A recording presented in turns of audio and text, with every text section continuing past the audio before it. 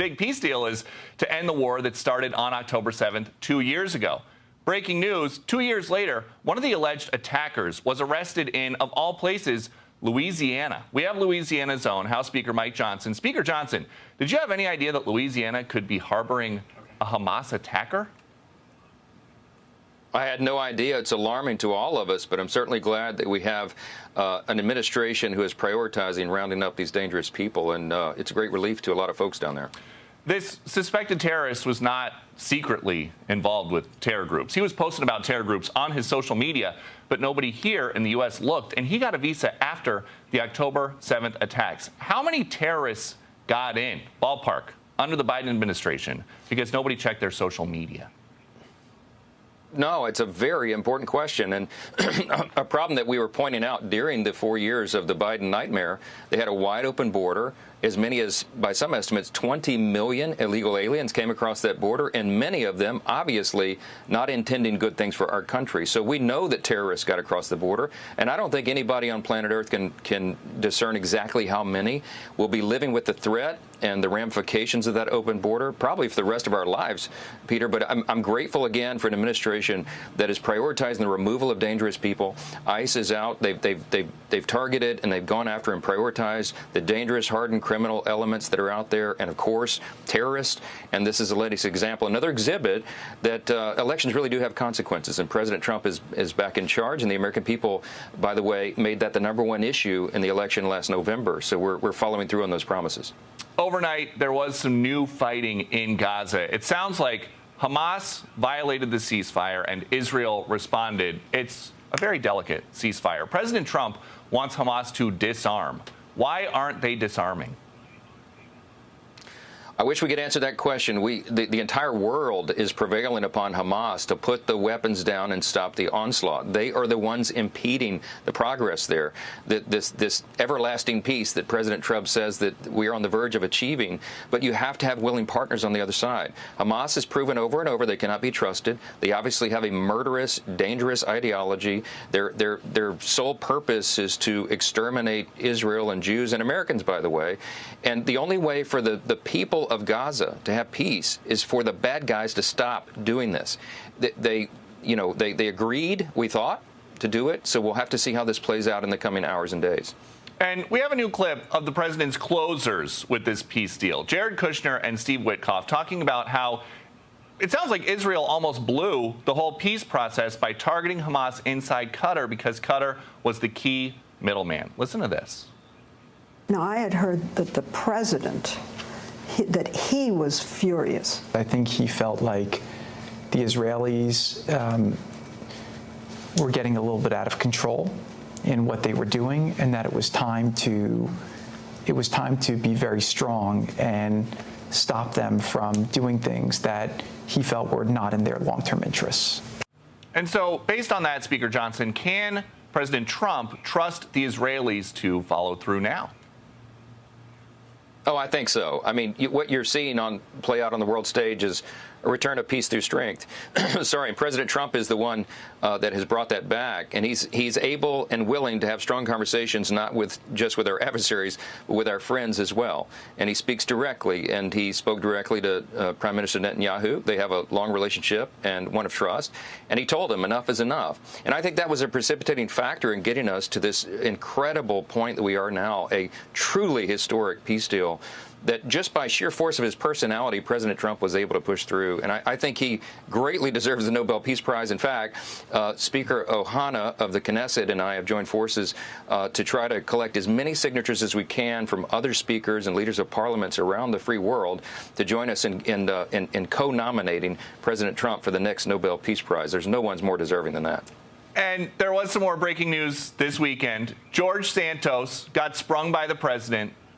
2 years ago, you let the House, Speaker Johnson, have a vote of conscience to expel Santos. What do you think about President Trump commuting his sentence?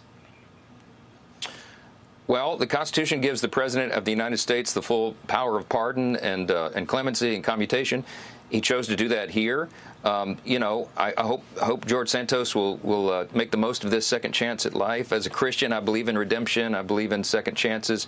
The president saw it that way. He said very transparently, he explained his rationale to the American people. Not everybody would like that or agree with it, but he's very transparent in that way. Contrast that, Peter, with what Joe Biden did. You know, he used the auto pen to just grant pardons to just huge categories of violent and hardened criminals. And then the only thing he signed by his own pen, actually we think literally maybe the only thing he signed in 4 years in his own hand, was the pardons of his own family. And he didn't explain any of that because it can't be rationalized in any thoughtful way.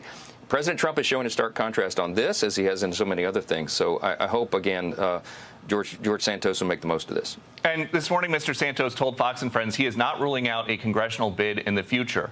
If he won and you were still the speaker, would you welcome him back in the conference?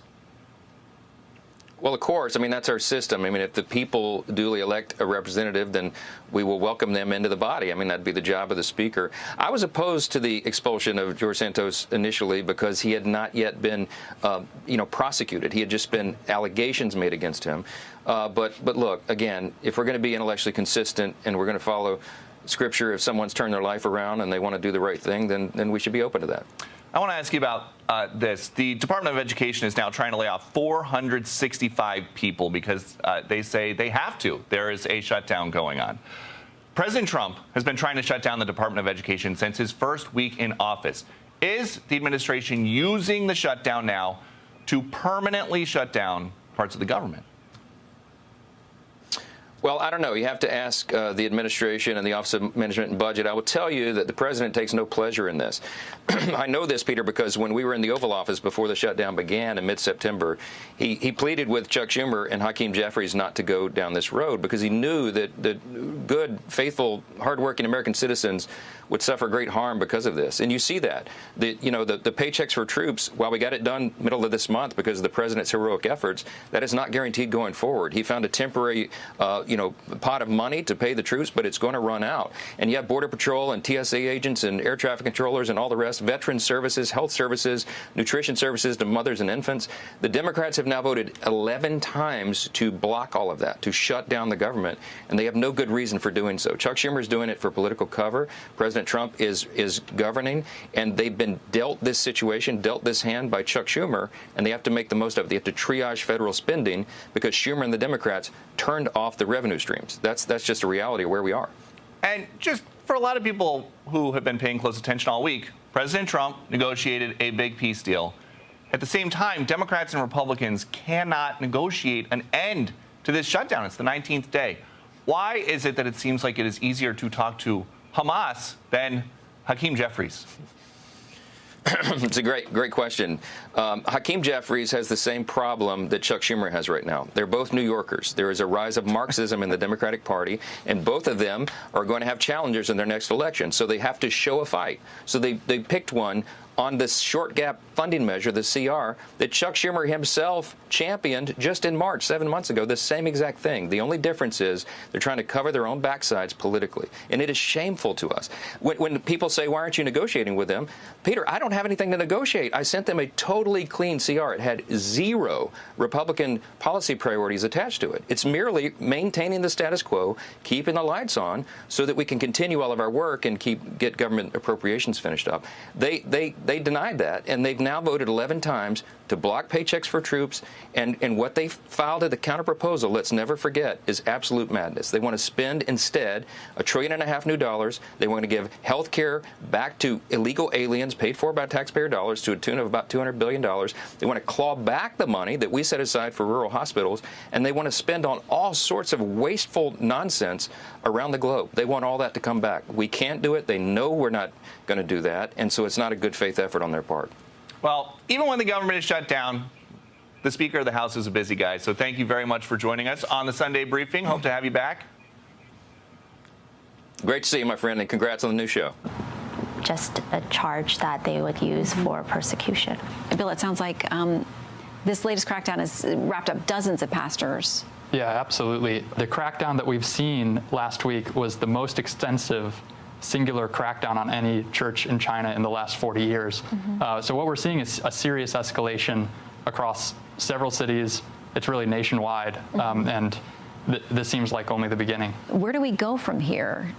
Will there be a fair legal process for your father in fighting these charges? I definitely, as a Christian, I also believe in miracles, and I think that we are calling for a full, unconditional and immediate release of my family, as well as those 21 others that are detained. Unfortunately, just looking at other cases in China, like other persecuted Christians, like it really would be a miracle if they were able to be released in such a quick and unconditional way. So we are bracing for a longer potential like legal battle and such, but yeah, that's what it'll seem like it will happen. So Secretary Rubio has weighed in on this. Here's part of what he said. He said, we call on the CCP to immediately release the detained church leaders and to allow all people of faith, including members of house churches, to engage in religious activities without fear of retribution. Responding to that, China's foreign ministers told NPR, said, we firmly oppose the U.S. side's interference in China's internal affairs under the pretext of so-called religious issues. So, Bill, is it politics that's driving this? Is it part of the U.S.-China tension? Where do you go? My sense is that, you know, when the Chinese Communist Party senses that they're about to have a difficult period, whether that's a trade war in 2018 or a trade war now, they tend to want to kind of batten down the hatches on their society. They want to tighten the screws so that they have absolute control in case they're afraid that there's public unrest. Is there a U.S. role, should there be, with respect to this? I mean, China says this is not your issue, it's domestic. Is there a role that the U.S. can play? As my father's daughter and my two brothers are also American citizens. When we first heard about this, our immediate response was just to ask our government to protect us and to call out for the situation with my father. We know that we are part of a global Christian community, and so we just call out for prayer and call out for just not to forget us and not to forget the Christians in China. We won't, and we will continue tracking that story.